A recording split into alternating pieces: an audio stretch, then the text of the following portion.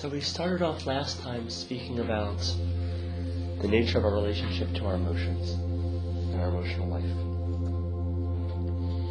And how there's a sweet medium between repressing our emotions, hiding from them, pushing them away, drowning them out, and falling into them, drowning in them, reacting to them, playing them out, expressing them in every way.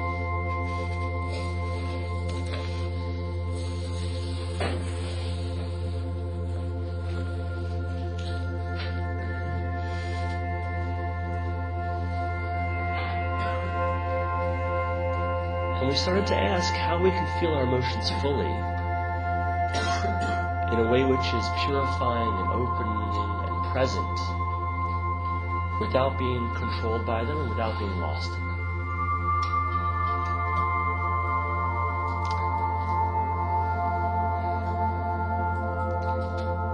And the key to this process really is remembering and really trying to taste our own memory and experience of it.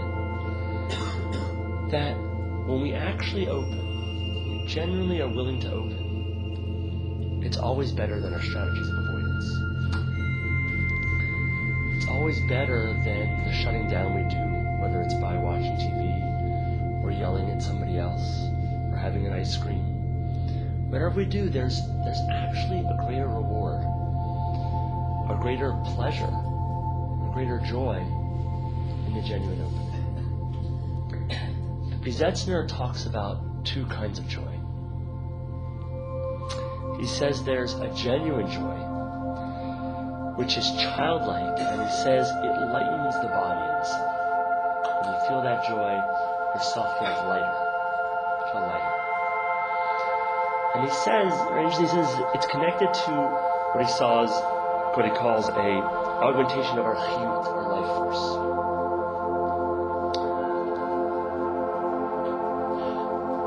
We experience this joy, he says, at all kinds of moments, but also at peak spiritual times sometimes. We experience that joy and that openness. And the key of this joy is how to integrate that joy into one's life following peak experiences.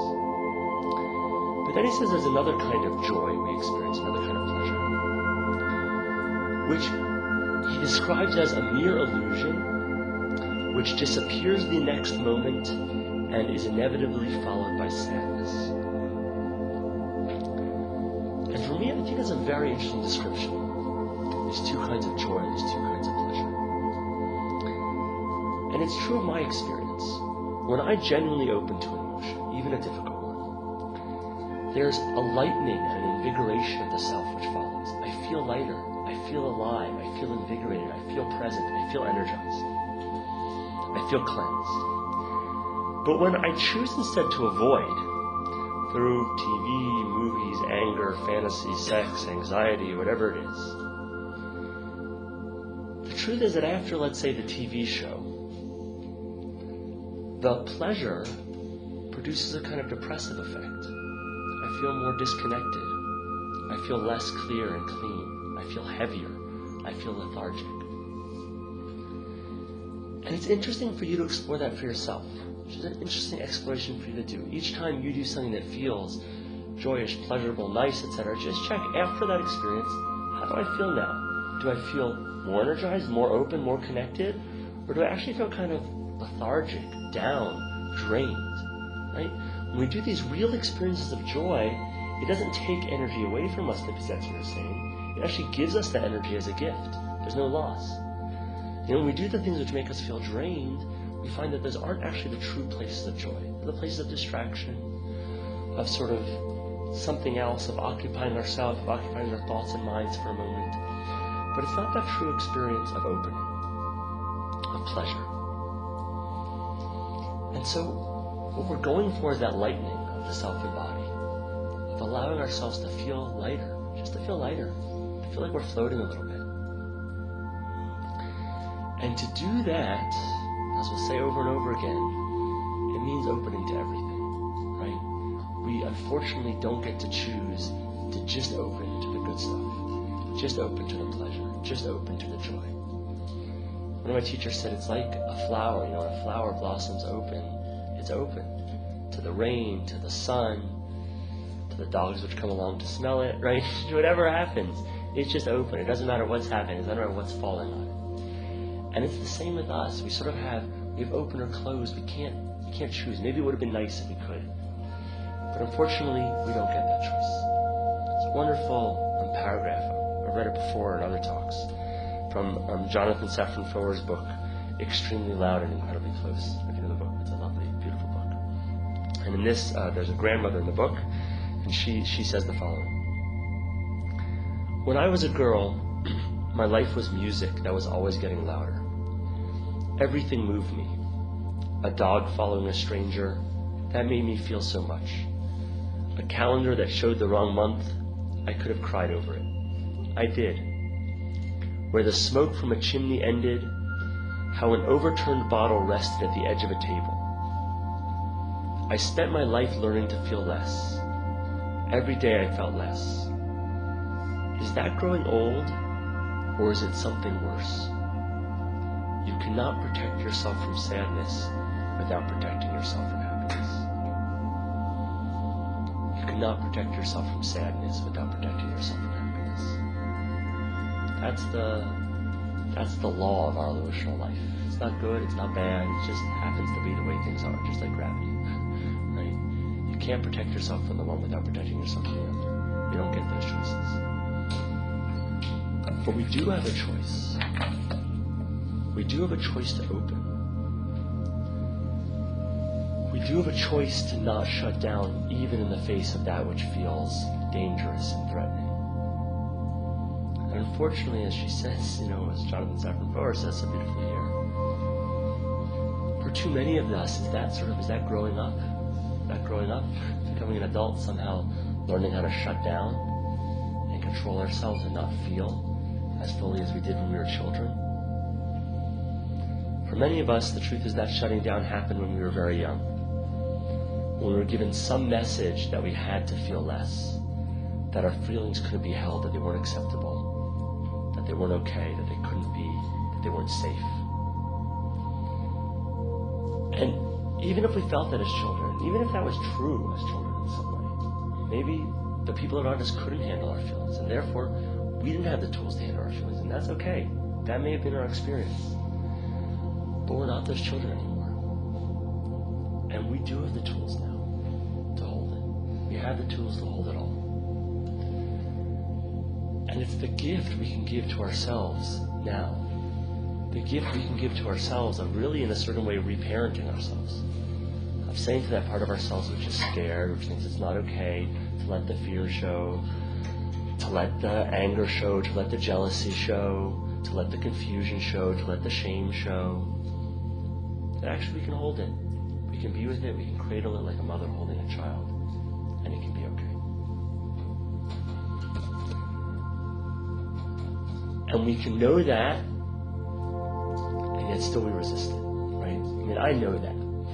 Speaking for myself, but I know it. I know it intellectually, I know it from my experience, and yet do I open fully to every emotion? No. Right? No, I don't.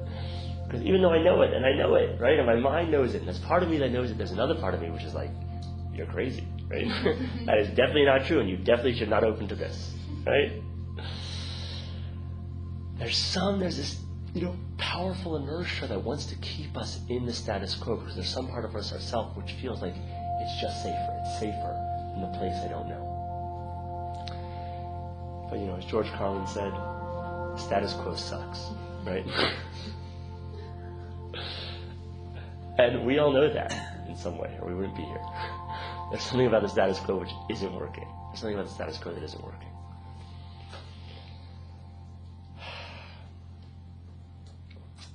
And the ray of light there, the ray of light, is that all we have to do is keep an eye and ear out for the suffering. As soon as we feel the suffering, we know, something's not working. I'm getting stuck in the status quo somehow. I'm not really opening, I'm not really present, I'm not really willing to be with.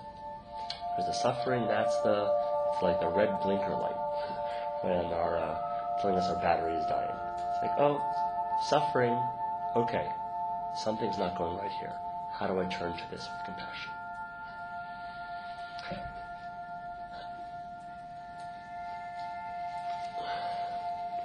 So one problem we can experience as we start to explore these ideas, and especially as we start to explore meditation practice and some of the elements of it like focusing and presence,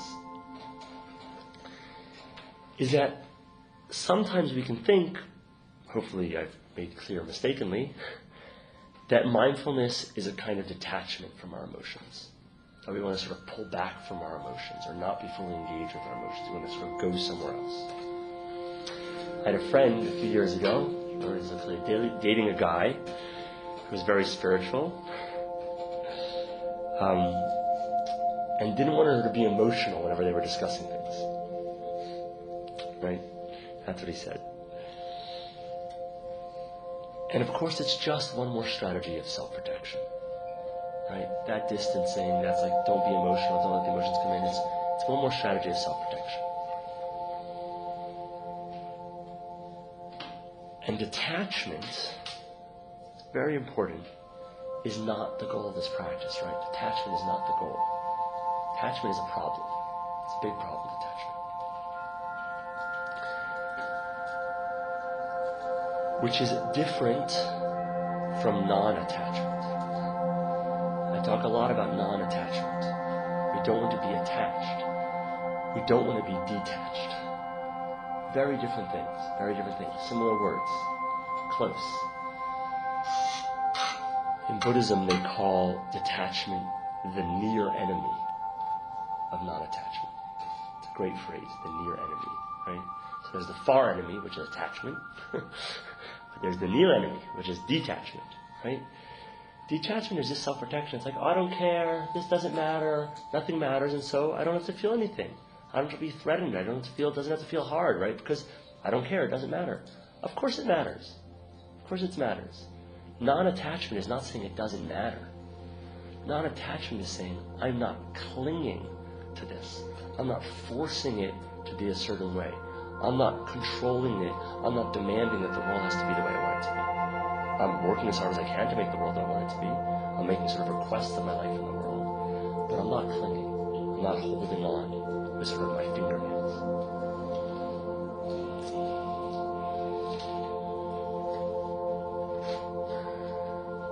It's interesting in the sense of so we think about emotion and often sort of vocabulary and language, there's a contrast between, let's say, emotion and rationality, right? Or emotion and intellect. Or emotion and presence. Emotion and mindfulness. And as I hope is clear, I really want to destroy that dichotomy completely.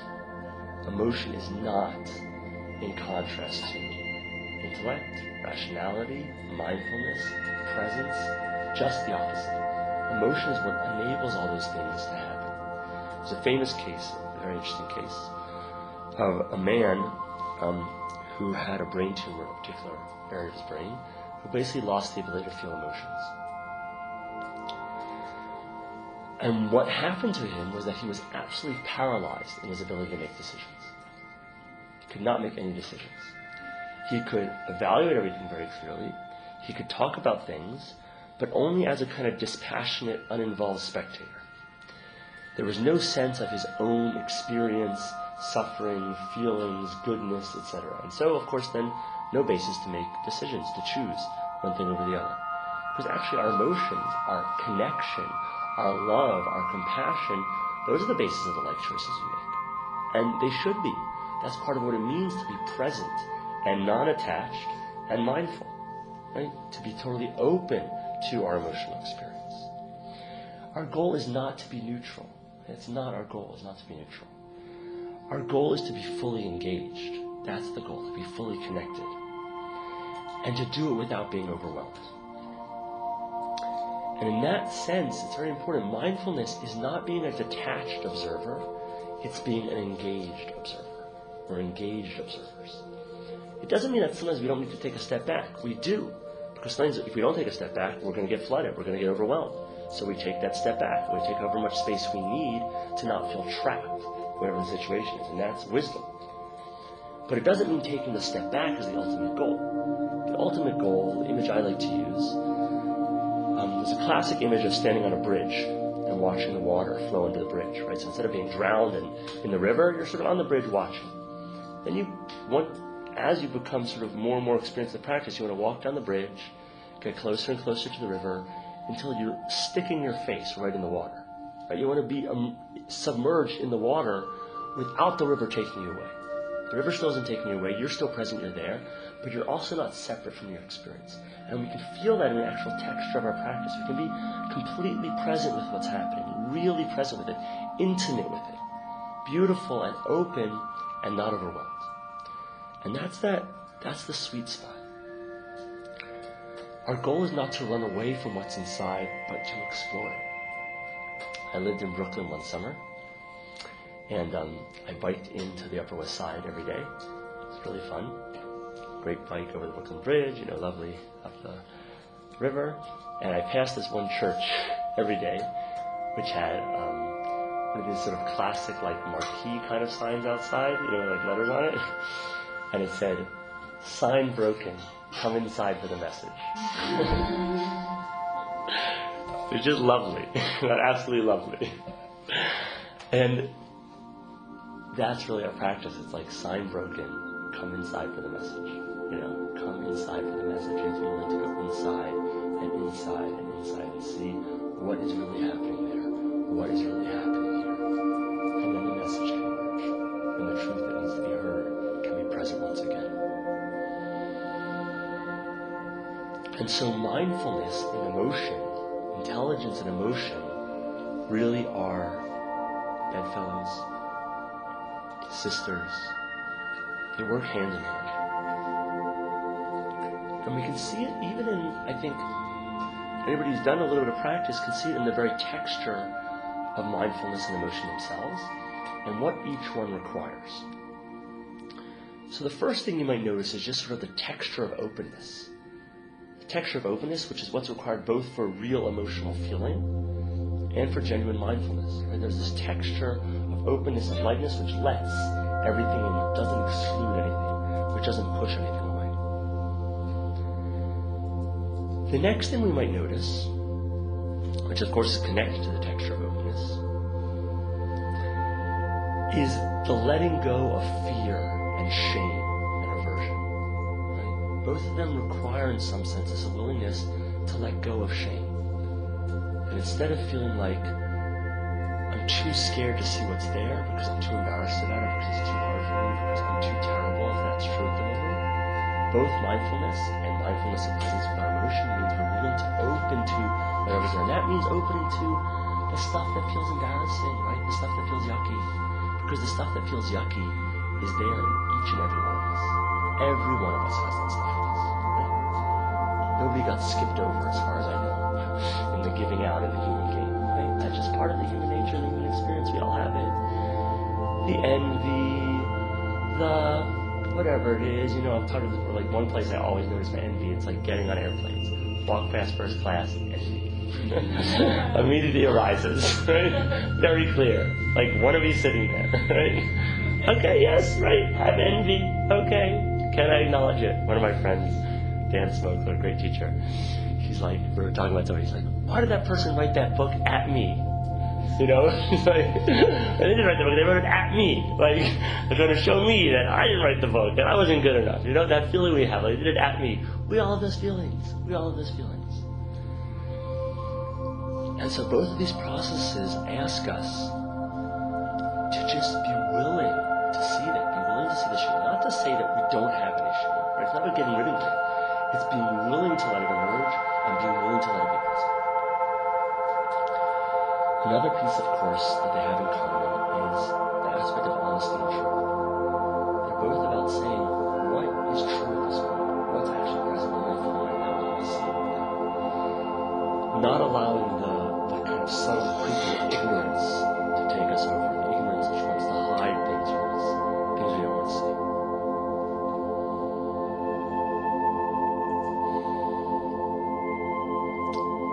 Another factor, which we talked about clearly with the Besetzner, and for me I think this was the first key piece of mindfulness for me, and so clear about its connection to emotional presence, was the removing of dullness. So my experience when I was experiencing depression was a dullness of life. Everything just felt flat, right? Like a blanket over life, smoke screen over life, whatever it is, everything was dull and flat. There were no sharp corners. There was nothing alive, nothing interesting, nothing present. And this dullness, as the practitioner described, is a defense mechanism. It's like the world is too dangerous, too much to feel, the sharp corners are too sharp. And so if we just sort of smother it all, then everything's okay in some way. And we all do this, sometimes in bigger ways, sometimes in smaller ways. We smother it out. And what both these processes are saying to us is drop the blanket, drop the blanket.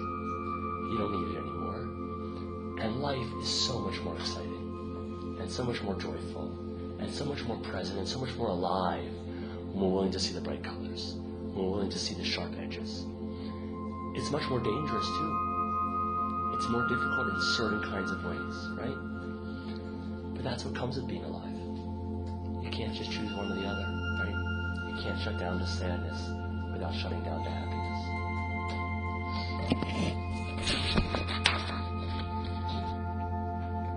And the final aspect which I want to talk about, which I think is really important, is actually the stability which is present in both of those qualities. And so often, being emotional is the opposite of stability. It's the opposite of steadiness. And in my experience, that's just not true. Being genuinely emotional, really being willing to open to emotions, has a profound steadiness in it. Because it's a feeling of, I am present here, and I can be with and open to whatever arises. What we normally call emotional is the way in which we're taken away, flooded, etc., captured by our emotions. When we're really willing to open, there's actually profound steadiness in there. It's not the steadiness of being in control. It's the steadiness of knowing we are not in control and being willing to surf, kind of, on the waves of whatever arises, of not having to hold on to them, of not having to have them under our fingernails, under our hands.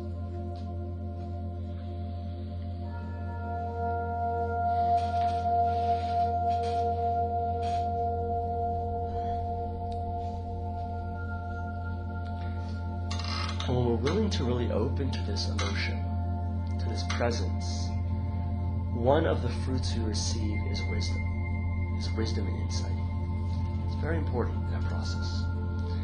Zetzner again describes it, I think, so beautifully. He talks about a practice he has of a death meditation, of really making our mortality profoundly conscious to us, making us profoundly aware of our own mortality. And he says, the problem with most of us is that, of course, we all know we're going to die. We all know we're going to die, and we all know everybody we love is going to die. We know that, right? Look around, you all know that. But he says it's just a theoretical knowledge, right? It's just an intellectual knowledge. And he says that's what the Gemara says. The Gemara says, "Harishayim yodim," the wicked know. Actually talking about this issue of death. That's right, the wicked just know. That's the problem. They don't actually feel it in a felt, clear sense, the emotional fact of our mortality. And when we feel emotionally, the actual genuine emotional fact of our mortality, not as a theoretical claim, but as a concrete and emotional experience which the Zetzner says must shatter the heart. It must shatter the heart. And there's tremendous insight which happens there. There's insight into the fact that we're not going to be here all the time. We're not going to be here forever. We better sort of stand up and start doing whatever we want to start doing now. There's insight into the ephemerality of life. The fact that it's all going to pass. It's all going to go. It doesn't matter what it is we try to hold on to. Whatever it is for us. Recognition, love, fame, fortune, yada yada. Right? Whatever it is, it's not going to hang around. None of it is going to hang around. And so none of it is worth being attached to. None of it is worth suffering from. Because none of us can be the ultimate solution. None of it can bring us the ultimate joy. None of us can bring us the meaning we want.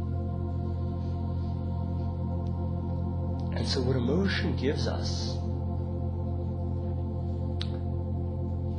is the felt experience and knowledge of something, a knowing which is not just intellectual, and therefore a knowing which is actually a genuine knowing. It's a genuine knowing. And I suggest if you explore yourself, anytime you've had genuine knowing, and I don't mean by that just sort of like psychologically genuine knowing, sort of like knowing something about yourself. That's true as well. If you explore that insight, I think you'll see the emotional component present. But I would say even it's true of like math theorems. I remember studying calculus, right? So when you really understood the theorem, when you really understood it, not just how to like do the formula, but you really understood what a differentiation was, right? Which I totally don't remember all and don't understand at all anymore. But when I did understand, I remember the feeling of it, which was a feeling, right? The feeling of insight, but this feeling was an emotional experience of actually the beauty of that moment, of the beauty of what it is to integrate, right? And what that meant, etc. There was an actual emotional component there, and that's how real mathematicians talk about it. They talk about the beauty of a formula, the elegance, right? These are words of aesthetic words, right? Words of emotion, words of feeling. It's not just sort of what we might call rationality, the dryness of rationality, because actually real insight, real knowing requires that commitment, requires that involvement. And again, that involvement is not something different than non-attachment, right? Non-attachment is not saying don't be involved, don't be emotionally interested and invested. That's not what we're going for. We're not going for a life which is completely separated, unconnected to the world around us. We're going for something which is fully involved, fully intimate, and non-overwhelmed. Right? Fully involved, fully intimate, and non-overwhelmed. So I'm going to pause there. Next time we'll continue this, and especially about discovering, working with emotions and sort of discovering and opening to that which is already inside us, that which is sort of waiting to be discovered. So as usual, I'll open it up now to questions, thoughts, if you want to share. I'm curious if you could talk about sort of all you think naming our emotions has in terms of getting attached to them. I find that to be an obstacle. Yeah. Out loud, especially. Yeah. So it depends what you mean by naming. Certain kinds of naming can be very helpful. What we call labeling. So it's just, which is simple. It's just saying, oh, sadness, joy, confusion. And it's helpful because it helps us not fall into them. So labeling just helps us notice for a moment, like, oh, that's what I'm noticing, And there's certain meditation techniques, I've done this, but it isn't a deep part of my practice, just to say, which really focus on labeling. Sort of labeling just every moment. What's the experience of this moment? Like, oh, thought, sadness, memory, feeling in me. And that can be very helpful to sort of help us notice. The way, at least for me, that labeling has trying to get me caught is that labeling leads into the story. So we start to talk about the emotion, and then all of a sudden we're caught in the story of the emotion instead of the actual experience of the emotion itself. And then we're off in the story. That's right. Like we're off in the story where we're rehearsing why that person did was so bad, and why they ought to have done this, and I'm going to do this to them, or someday, whatever the story is for us, we're caught in the story. And yeah, that's absolutely very dangerous, right? So it's easy to get caught in the story. And so what we want to do is, anytime we notice it, just ask ourselves, see the story, what am I feeling in my body? Good to anchor in the body. It's very clear. It's like, okay, oh, tightness in the chest. That's what's happening right now, tightness in the chest. Can I just be with the tightness in the chest? Don't get lost in the story, tightness in the chest. Then notice we get lost again. Having said that, I want to be clear. It's not that I think it's never useful or important to talk through our emotions. I think that is useful and important. It can be very important. It's just trying to be clear about the way we're doing it. Are we getting caught in and sort of lost in the story? You know what I mean? And it's trapping us, and we've sort of believed it without really reflecting on it? Or we're using it as an opportunity, to continue to expose and explore what's happening inside us, what are the opportunities, without falling into the trap of believing sort of what we're thinking too much. Sometimes when you talk about that, I try to wrap my head around it, and it feels a little bit like, don't suppress your anger, know that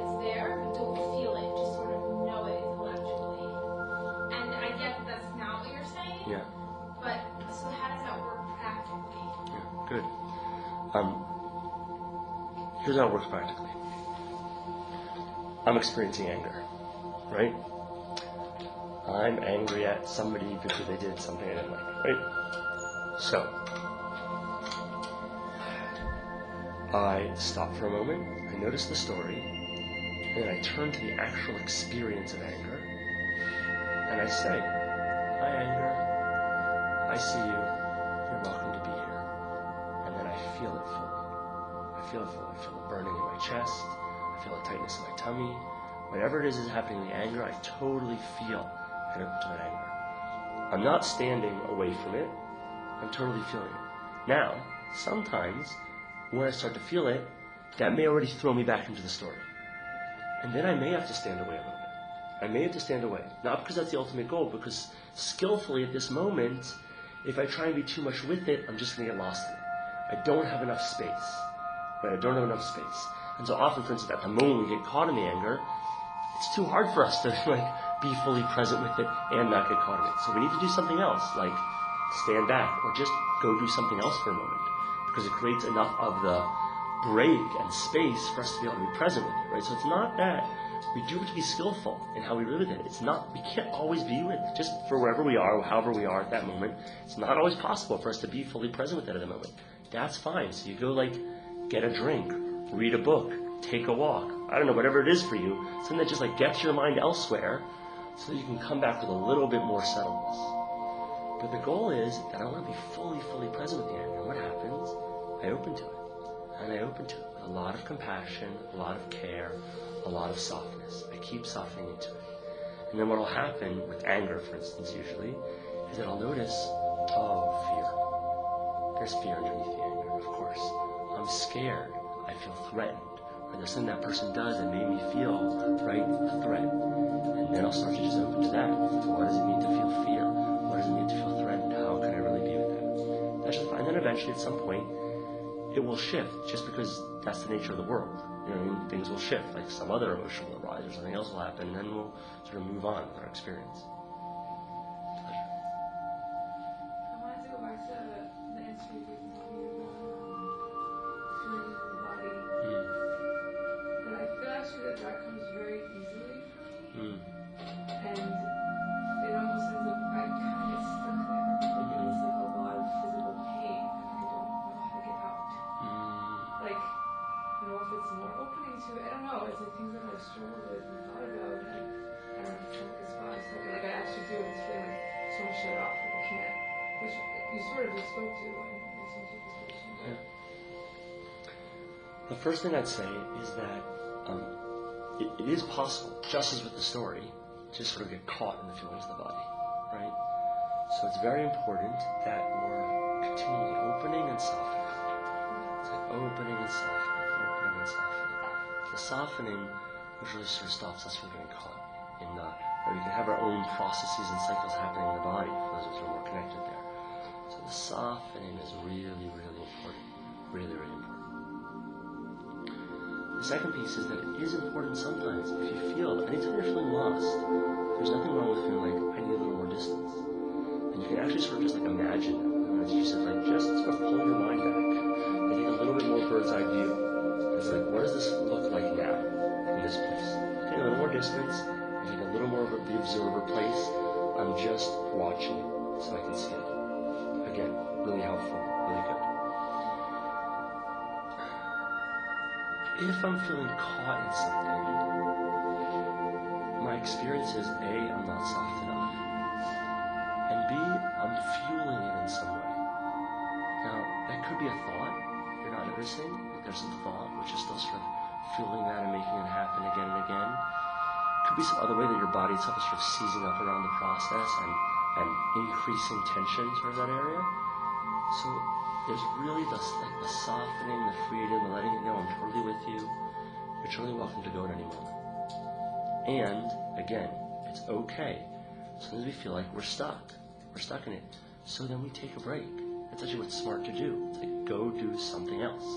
So you're not feeling overwhelmed from it. So you come back at a time when you have a little more space and possibility to be with it. That's the smart thing to do at that moment. No problem with that. And it's not always, the hard part is that it's not always clear what's the right thing to do at that moment. Right. What's the difference expressive. The difference is, that's very important. The difference is the intention and the consciousness, right? So when you're drowning things, it's like, oh, it's too much, turn on the TV, right? Difference is it might look exactly the same from the outside. It might be like, this is actually too much. I cannot handle it right now. And you would say, it's best to say it explicitly. You can say to the feeling, I'm not rejecting you, but it's too much for me right now, so I need to go do something else. I'm going to come back to you later. And then you might turn on the TV. That actually might be okay and the wise thing to do at that moment, but that intention piece is key. It sort of lets you know, this is why I'm doing it. I'm not running away. I'm making a decision to go elsewhere, and I'm going to come back. And it's true even, say it might be something like you're doing mindfulness and you're opening and opening. It's too much. And so you turn to a loving kindness practice or concentration practice because it gives you some stability, it gives you some centering, it gives you some joy and presence and lightness. Great work, great practice.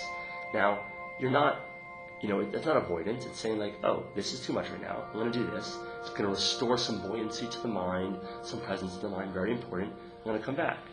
It, of course, may also be just, it's important to note, like when we're sleeping less, haven't eaten, stressed out about other things, all those things make it harder for us to be present.